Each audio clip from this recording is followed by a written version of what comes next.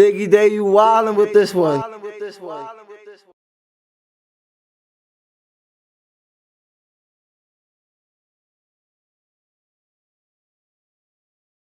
What's good, motherfuckers? This is your boy Diggy Day, Hey Ashies, it's your girl Black Fergie.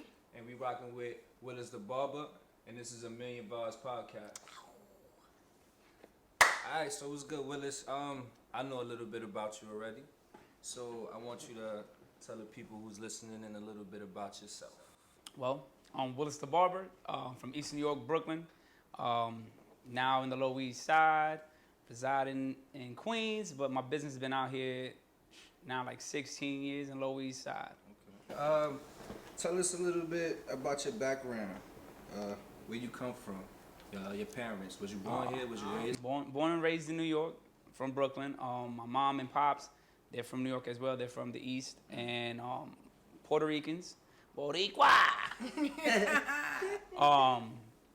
But yeah, I have two older brothers, a younger brother, and a sister. Oh, okay, cool. And yeah, my dad, he didn't stop busting nuts until he was like, like 3 years ago. I got like a 4-year-old fucking brother. I got a 9-year-old sister. Oh wow. I got shit. My son's older than his aunt and uncle, and then both my brothers are 37. Yeah, one's adopted from the street, so that's no blood needed. That's my brother. Oh, okay. Yeah. Blood couldn't make it any closer. Hell no, not at all. So where do you go to school in Brooklyn? Well, we left from Brooklyn and went to Queens, and I went to high school in John Adams, so that's like Rockaway, towards there like Ozone Park, but shit, everybody from like East New York was going out there, like people from Beach Channel. Shit was a crazy mix of like Spanish, black, and a couple of Guyanese here and there. Okay. So what was you Mr. Popular? Did you get the girls? Was you Shit, into a lot of course, trouble? of Listen about young Willis. Yes, I What wanna was know high the school details. with? Yo, so I can say since I was young, since I was like 9, 10 years old, I always wanted to make money. So going into when I was in high school, I would literally go and pick up like the throwback, like Jordans, Reeboks, Fila's, and bring them into school. I had the shop's called Well Connected because that's the type of person I'm well connected with everything. So you were selling that in school? I was selling out of school. Oh, shit. Shit, from Bud to fucking Sidekicks, Versace, Gucci glasses, fucking Coogee, Hustle Jabot. Like I always had a hustle bone. That comes from like the background, like who my pops is and shit like that. Okay, cool. Got you. Shout out to my pops Chino and my mother Marisol. Hey pops and mamas. Much love. 5 things as a child. I'm pretty sure. Did you have dreams of being a barber? Did you have as a young kid, did you know offhand that's what you wanted to do? Or did you have other dreams or aspirations that kind of left you into here? Well, I always wanted to be a chef. Hey. Go. What? Hey, What? sorry for the interruption. It's okay. Yeah. Just a little break, y'all. Just a little break. Little tease. Yeah, so back, because we was briefly interrupted, as a child, what was things that you thought that you wanted to do that you didn't end up doing? So I wanted to be a chef. And I always say my dreams are ideas that I haven't accomplished yet. So I still have time. I think I'm going to do it in like 5 years when I turn 40. I'm going to go into culinary school to go through my chef and shit. Still cutting hair, but I always wanted to be a chef since I was fucking a fat little kid. I was like 130 pounds at the age of 10, and all I did was watch like the Cooking Network and no bullshit. But when I wanted to become a barber, I was in high school, and how many of us growing up, like, you always wanted to be fresh, always wanted to need a cut. And this time you in high school, like, bitches is the priority. Like, you ain't really thinking about school. You're trying to get fresh and impress people and, play that card. So I would always want to shape myself up. And little by little, I would, invest in buying a machine, buying a razor. So, like, around, like, the age of 16, I started practicing on my boys. Fucking this shit up. But I've been there. yeah, Shout out to the fucked up lines. shout out to the fucked up lines. I'm sorry. If you fucking went bald due He to said mine. he's sorry, but come to the shop. Yeah, I still He got give you a little discount. But right? yeah, that's what it really was. Like, trial and error growing up. Yeah. That's when I became like wanted to be a barber. Okay. Like when I was in high school, all my friends was like, "Yo, touch it up, you can clean me up with the razor, pass it up with the liner," Okay. and that's when like the wheel started to roll. Then I started going into my cousin's boyfriend's barbershop called Street Gang in Ridgewood, Queens. And I see all these motherfuckers pulling out knots of money, and I'm like, "Oh, these niggas make bread." Oh, from barbering.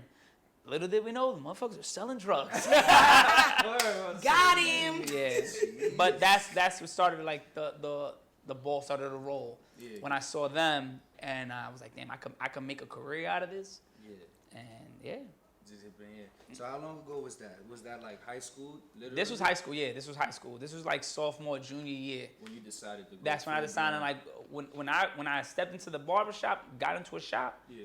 It was my senior year in high school. Oh, okay. Yeah, that's when I put my ass inside of a shop. And this was in East New York, and the barbershop was called Next Door Barbershop. Next door barbershop. That was my cousin's uncle's barbershop. Yeah. Yeah. So,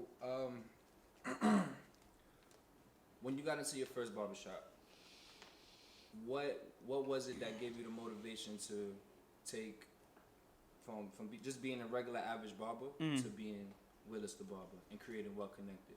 My father. My father. I'm a person, if you tell me I can't do something, I prove you wrong. No matter what. Okay.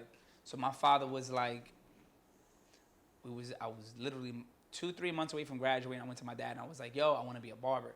And he was like, get the fuck out of here. Barbers don't make no fucking money. And I'm like, yes, they do. I was like, I want to be a barber. He's like, man, just take your ass to college, get a fucking job, learn a trade, and do that. Right. Looked at my father and I was like, nah, nigga. Like, I'm going to do what the fuck I want. Like, I'm going to go into being a barber. And not for nothing, I moved out that same week I graduated. I moved out. I moved to Bed-Stuy. And shit, Bed-Stuy was fucking crazy, but I moved it to Bed-Stuy. And Around what time did you move to Bed-Stuy? So that people. so 2004. Yeah, it was wild. This is before gentrification. Yeah, This is before yeah. white people were walking around with pit bulls and jogging and shit. This is when white people were getting chased by pit bulls. Y'all hear that? Chased, not living and moving in.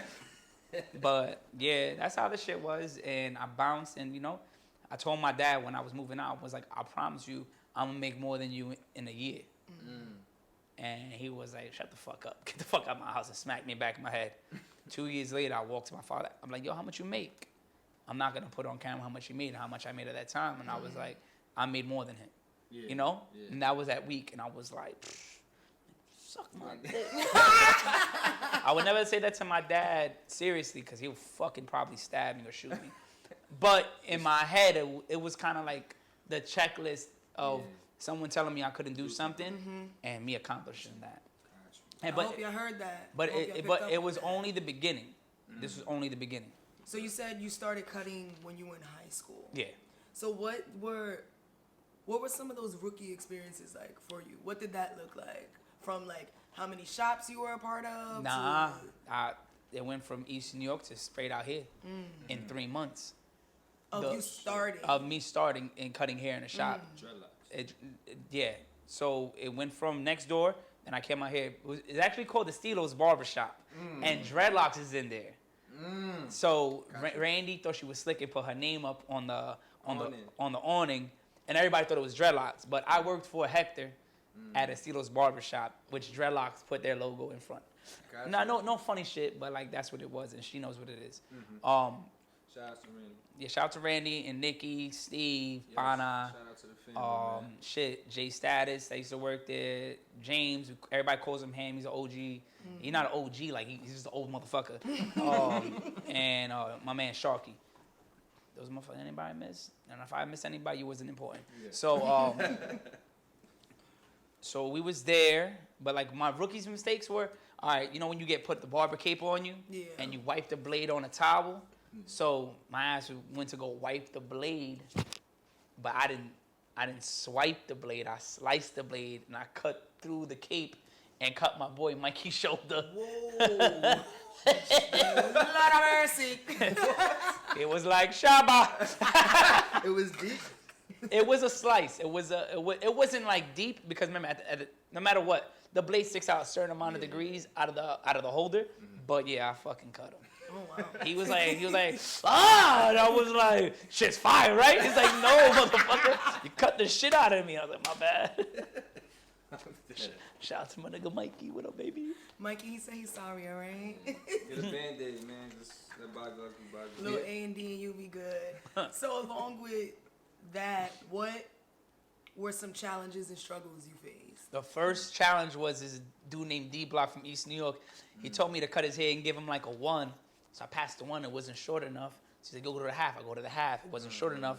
Then he was like, yo, just go low. I went all the way low, and bam, nigga went bald. That was my first challenge, because he was about to fuck me up. If you know anybody named D-Block, you know off rip, he's big as shit, and motherfucker's hands are like Incredible Hulk, and he'll fuck you up. That's Oh my D-Block. God. Shout out to D-Block, East New York. Shout out to D-Block. The serious tip, the challenge was more or less just trying to keep confidence in yourself. That's the hardest part about being a barber. If you don't have any confidence, it doesn't matter how shitty the haircut was. If you didn't have no confidence, you would tear yourself down. Like me, at the end of the day, I was like, I'm gonna get nicer. I know it's only time, like trial and error right now, and I gotta keep practicing, and I'm gonna get better. So the confidence with me was like, I'll lace you, and the reality was you look like shit. But like that's what it was. Confidence. It's the confidence. That counts. 100%. It goes a long way. It does. Look at me now. Chasing that shit. So what would you what did I say? You said the challenge and the struggle. So when was that moment for you and you was like, I'm a motherfucking barber? When was that moment for you? Yo, to this day, I still feel like I'm still trying to be a motherfucking barber. I'm still trying to be that nigga in the industry that people like, you know, like, yo, he's a fucking man. Cause right now, I still feel like I'm still beginning. Okay. And at the end of the day, like, you always gotta be like that. You gotta remain like smart. You can never feel like you're somebody. Right. Because once you feel like that, you stop growing. And I don't want to stop growing. Right. My eyes stop growing, but like I don't want to stop growing. It's much more to get done. Yeah, of course. Definitely. I agree with that. 100%. So, when do you feel like you was faced with a hard decision? Not just necessarily within your career, just in general. When do you feel like it was a time like, damn, I really,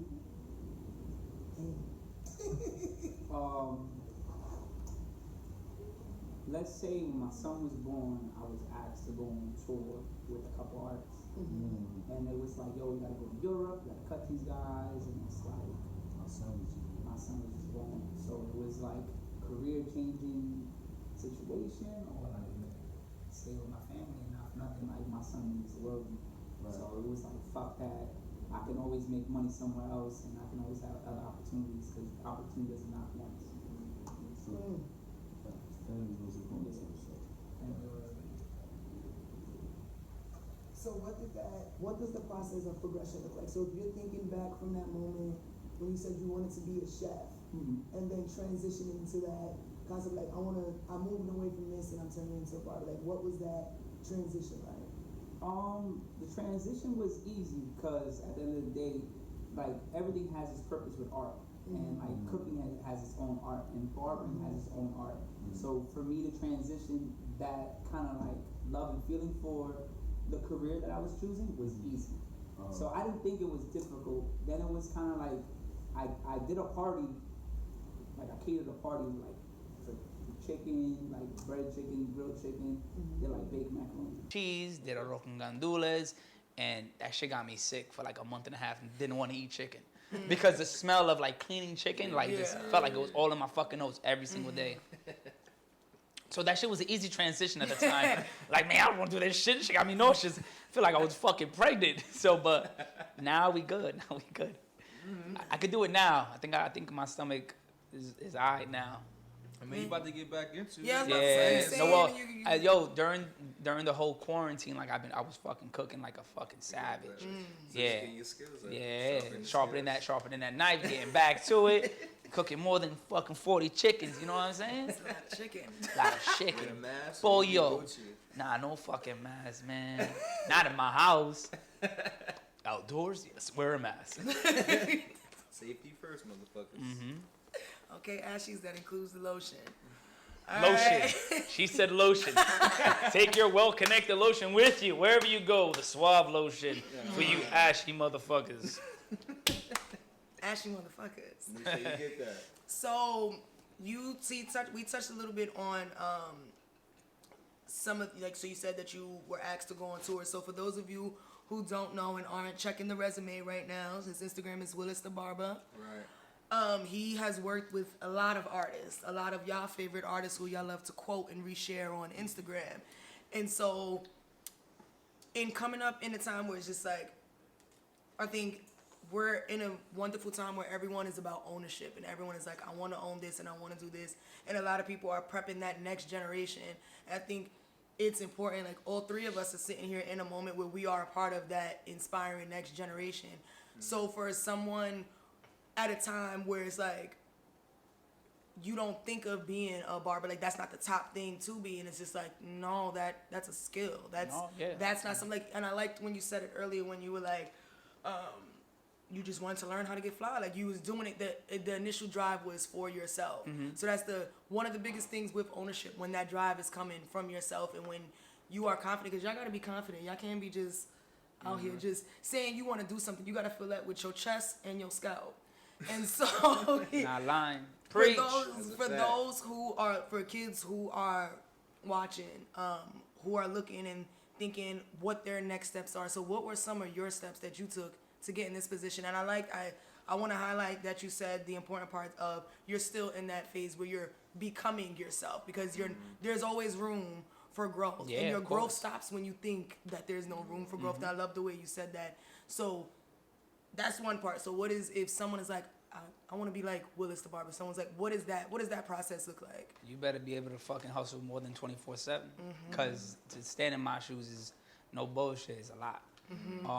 When I first started to become who I am, and I'm still growing, like you know, like you just said, it was about work here 9 to 9. This is like Monday, Tuesday, Wednesday, then Thursday, Friday, Saturday was like 9 in the morning to fucking 1, 2 in the morning.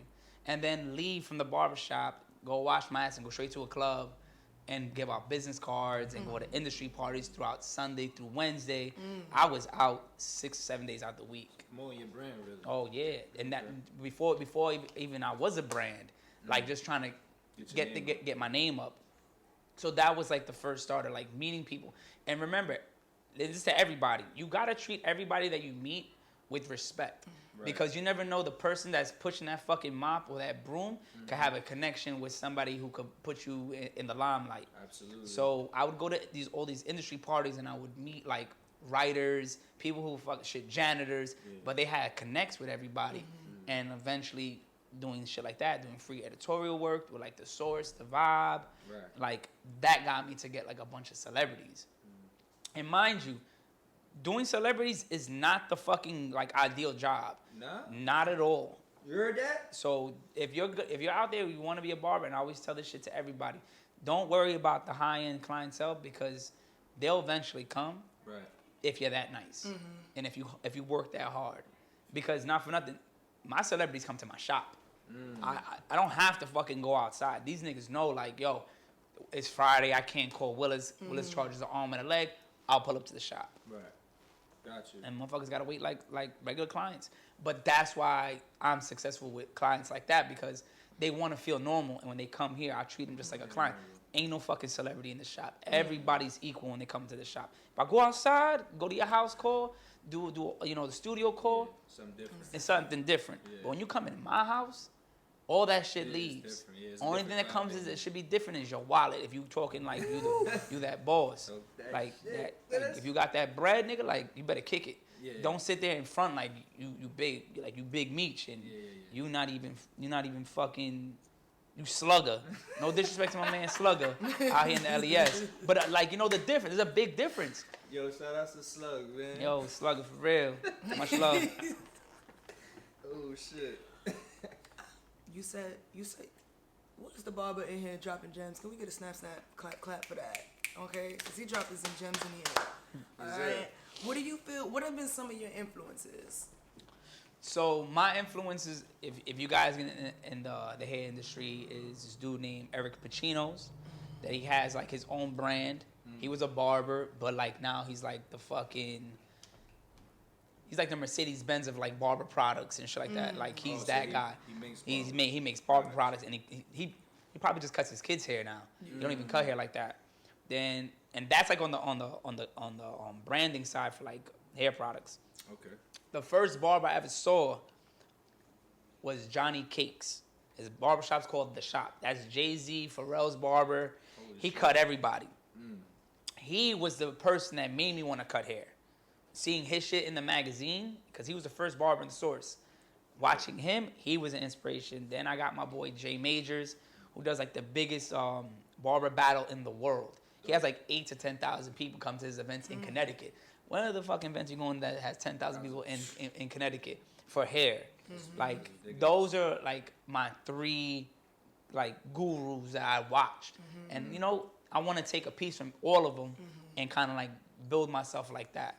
Got you. So those are like my 3 big influences, and you know not for nothing, like a bunch of my family members are my influences too. Like my pops on like you know how he raised us, like my mom's during times that my pops was fucking being a dick, like how she raised us too. Right. Like at the end of the day, like you know, king and queen raised princes, and they turned into kings later on. So for me, it was like watching like my mom and pops do all that shit for us was a bigger influence, because knowing that when I get to where I am at now, I'm gonna be in the position to take care of them. God damn it. Progression. Don't Dedication stop. and hard work, baby. Honestly. So we you said a lot, and we got a lot of things going on this table, and I want to be able to get into these things that's on this table. So what we got going on here? So when like we said, I'm sorry. So what we got going on here? Y'all heard that? So we went from Lil Young Willie to now we Big Willie. We Big Willie, okay? Y'all see that right there? We Big Willie. So what's some of these products that we have going on All here right, on the table? let's go from the first thing is. So the first thing is the sneaker. I had my own sneaker with Fila. There was 300 made that were in the U.S. They sold out in North Korea, and it was North Korea and Japan. And they sold out in New York within 22 minutes online and 6 hours in store. I hear that. So I had my own Fila shoe. I'm the first barber to have my own Fila shoe. Well, have my own shoe, period. Then we have Martell Liquor. This is the liquor I'm sponsored by and I'm an ambassador for. So there's a cognac, also known as a spirit, because it's aged for more than 8 years. This is the Cordon Bleu, but the majority of stuff that we do is with Blue Swift. I'm sponsored by Gillette. I'm on the Barber Council for Gillette. And the other products that are up here, actually the well-connected products. I have like multiple things. I have like a styling paste. I have a balanced clay. I have a pomade. I got a beach spray which has like sea salt and kelp. I got a spritz, which is like a hairspray spritz. I have the Dream Curls for anybody who has curly hair and they want to put some vitamins and lanolins into this shit. I got the fiber for people who have thin hair and you blow dry it, makes it look more full. I got the rose mousse, and like before, like I said, you ashy motherfuckers, I got the lotion. Ashy motherfuckers. The Suave lotion, and I also do have my own beard oil and hair glaze oil sheen. It's called Glaze. You got everything you need. Where can they get that at? They can get it here at Well Connected, 66 Rivington Street, the Lower East Side of Manhattan. Get your products, man. Yeah. All right, so we gonna go into the wrap up. So, okay. Where do you see yourself in 5 years? Where I see myself in 5 years in culinary school, hopefully owning another well-connected barbershop, and also having a deli, a gourmet deli. Oh, that's So I'm gonna have a deli, and then the gourmet part will be me cooking inside the deli. Oh, so you'll be the actual. Okay, so you have to make it shit front and center. Yeah. All right, so how's the community and the culture impacted your career? Shit, without the community and the culture, there wouldn't be no career. Because the community made me who I am. Right. You know, and you know, being part of the culture has only just made me better, striving for greatness. You know, seeing like being in LES how it was, 16, 17 years ago to where it's at now, it's progressed as well. Gotcha. You know? So I mean, if you could pick any place else, where would you like any other borough? I would never pick any other borough besides Manhattan. Hey, Elias, baby. Right. All right. So, what does a healthy support system consist of to you? No leeches. That's a fact. Because at the end of the day, like, we bust our asses, and you don't want nobody leeching off your shit. Never provided for you. Right. You gotta have somebody who brings something else to the table. They can't just always have their hands out. It has to be somebody actually always bringing something. So that's the support system for me. Like, that's what I want. No leeches. And so I need y'all to hear that, because with support, so a part of that not being a leeches, if you, the friend that's going out Right. with your friend, posting up the flyers, you reposting something, because I think oftentimes people underestimate, like, well, we're friends. So that means that I support you. No. No, you have other people that you know, and I would want to do the same. Like, we all are creating this community for ourselves, and we're coming up. So in that sense, it's like, I fuck with you, you fuck with me, I share your shit, you share my shit. Those are the ones, like, those are not being leeches. If you just come along for the ride, those are leeches. Because we being very clear. People who come along with you, who there with you, who riding with you, who every time they see someone, you need your haircut? Well, it's the barber. Oh, you need it doesn't matter what it is, you're mentioning it, that's support, and that's what that looks like. So make sure y'all remembering that you're also paying attention to those who are always constantly in your corner. Yes, sir. Support is the best thing you could get, and it's free. Okay. Alright, so 2 pieces of advice you'll give to any independent entrepreneur out there trying to start a business or a brand. No matter what, you always need an idea, but you need to have capital. So whatever you're doing, you need to have some type of funds there. So if you're gonna open up a store, make sure that store that you're opening up, that you have a couple of months of rent besides if you investing in it to keep it up and float. Because at the end of the day, like, if there's no money, there's no way to keep anything growing. So you gotta make sure you have something to start. And a lot of people are gonna be like, yo, I don't have no money. Well, get a regular fucking job, bust your ass till you get some funds, and go from there. Absolutely. You already know, you heard it live from Willis the Barber, man. Yes. So we're going to end with a little game called This or That. Okay. Sir. So we're going to say some things, and you're going to say which one you prefer. All right? So first one, shaved or landing strip? Depending on the moment. But listen, if it's shaved, it's perfect. If it's a landing strip, that shit better not look like a mohawk, like too thick. No Like, I'm a barber, so girl, the shit you love, I hook it up, He baby. said he going to patch you up. You know what I'm saying? Have you ever? Yes. Yeah. Oh yeah. Perks of being a barber, baby. He going to touch you up real quick. Trump or Kanye, baby. Neither. I'm good. Dave Chappelle. Y'all heard that? Dave Chappelle's. Fila or Nike? Yo, Fila, I cut the check, so Fila. You But heard I love that? me some Nike. So he said he's torn between the I'm two. torn That's what between he the said. Duce or Casamigos? Martell and He said Martell. nag. Shout out to Martell, man, drinking drink. Yes, J. Cole or Kendrick Lamar? They both my clients, but I'll choose J. Cole because J. Cole's still my client. Shout out to J. He Cole. said shout out to both, but his J. money's Cole, with the J. homies. Cole's still his. J. Cole's still here. Definitely a I fan. hear Much that. love to K. Dot though. Yes. Definitely a fan of both. Weed or liquor? I don't smoke weed, so it's definitely liquor. He said Martell, y'all. Hope Martell. y'all heard that. He said the Martell. All right, Snickers or Twix? Snickers. All right, Converse. But wait. If I have Twix and one of my homies with me, and I'll be able to break it off easy. I can just give them the other half. Cause Snickers is a greedy shit. I ain't really trying to break that shit and give it to you. Chocolata or water shoes? Chancletas. Tall or short? I'm short. So shorter than me.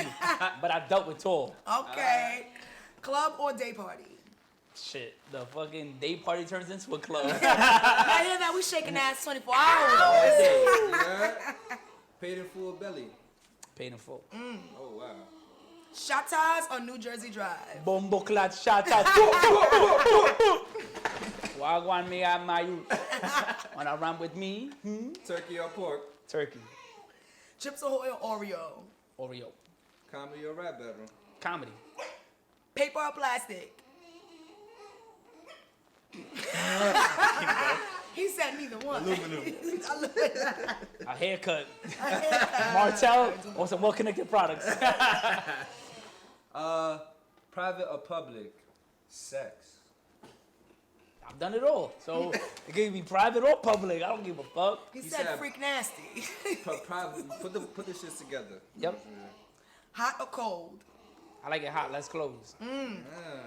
Groceries or a Blumpkin?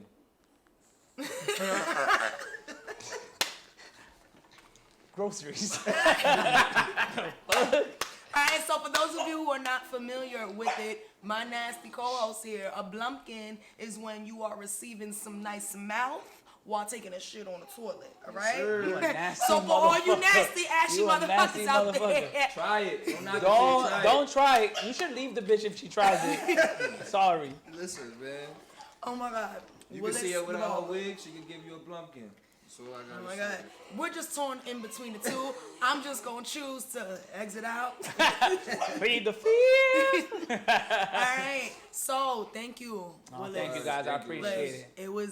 This is awesome. First of all, like y'all don't even know when we drop this video, like y'all gonna see the credentials underneath. Please be sure to follow him on Instagram at Willis the Barber. We will be dropping all the details below, so please make sure you are there. We want to say thank you and shout out to everyone who helped sponsor. So we got Drinky Drink Yes, sir. on the cop. Drinky drink, shout to East. We got the 90 apparel. Definitely We highlight got that. black on black shine gear going on over here. We got some AMS gear. We got my favorite, the pussy ashtray. You gotta rub that. Rub the pussy. Everybody just rub the You gotta pussy. rub the pussy. We're gonna end this off rubbing the pussy. Ta-da. Ta-da! Shout out to our cameraman that y'all can't see. He behind the scenes, but he been working. Yes, sir. And shout out to Papa's in the corner who been cheering us on. We got a Tuki. fan. Fucking interrupted. Shut the fuck up. Yeah. Definitely, man. MillionSounds.com. Check that out. Got all content of the whole team. We man. Million Boss Podcast. Willis the Barber, Black Fergie, Diggy Day. See y'all next Diggy time. that you wildin' with this one. Peace. Yes, that was awesome. Willis, I just want you to make me laugh all day. Diggy Day, you wildin' with this one.